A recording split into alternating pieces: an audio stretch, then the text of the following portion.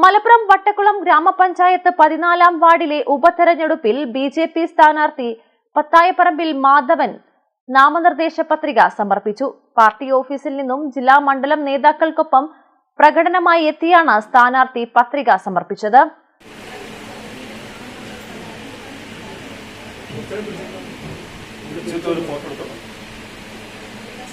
ഈ മാസം 30-നാണ് 14-ാം വാർഡിലെ ഉപതെരഞ്ഞെടുപ്പ്. ബിജെപിക്കായി മത്സരിക്കുന്നത് പത്തായപ്പറമ്പിൽ മാധവനാണ്. 3 സെറ്റ് പത്രികയാണ് മാധവൻ വരണാധികാരി കൂടിയായ വട്ടക്കുളം പഞ്ചായത്ത് സെക്രട്ടറി CV രാജലക്ഷ്മിക്ക് മുന്നിൽ സമർപ്പിച്ചത്.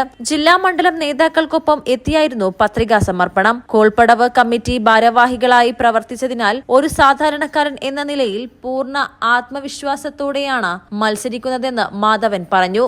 കഴിഞ്ഞ തവണ ബിജെപി 2-ാം സ്ഥാനത്ത് എത്തിയ വാർഡാണിത്. ഇത്തവണ ജനങ്ങൾക്ക് ഒപ്പം നിൽക്കുമെന്ന ആത്മവിശ്വാസത്തിലാണ് ബിജെപി. പഞ്ചായത്തിൽ അംഗങ്ങളുടെ എണ്ണം 3-ആയി ഉയർത്താൻ കഴിയുമെന്ന് ബിജെപി ജില്ലാ ജനറൽ സെക്രട്ടറി രവി തേരത്ത് പറഞ്ഞു. മണ്ഡലം president KP Subrahmanian, Ashokan Vattakkulam, Reji Kalady, Manikandan Thadathil, M Natarajan എന്നിവർ പത്രികാ സമർപ്പണത്തിനെത്തിയിരുന്നു. മലബാർ ടൈംസ്, എടപ്പാൾ.